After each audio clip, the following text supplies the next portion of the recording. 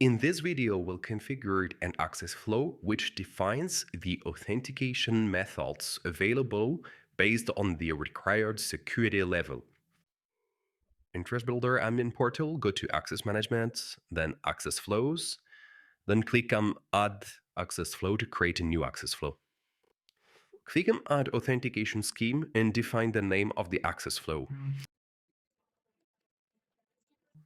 For the scheme type, let's select Authentication Level, since we want users to authenticate using one of the methods defined by the required security level. Then click on Save. Now click on Add Authentication Methods and define a display name for this authentication method. Specify a SAML2 context and an OpenID context. Then select one or more IDPs to associate with this authentication method and click Save. Repeat this process to add more authentication methods with different IDPs. So in this example, I've just added a password authentication method with TrustBuilder System IDP. Now I'm adding the security key authentication methods with TrustBuilder FIDO2 IDP.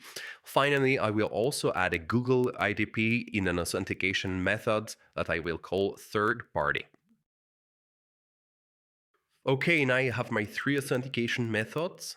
You should organize them in order of security level. The most secure is at the top and the least secure at the bottom.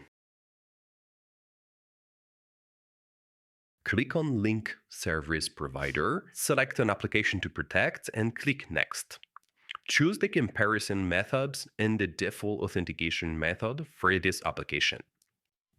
In my configuration, users can authenticate to the application using TrustBuilder repository, the default authentication methods, or any methods placed above in the list. Those are considered more secure. Let's see what happens from the user's perspective. The user accesses the protected application.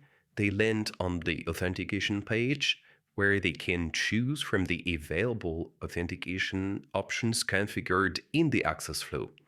For example, they can authenticate using a security key with TrustBuilder FIDO2, they can sign in with their Google account, or they can simply use their TrustBuilder username and password.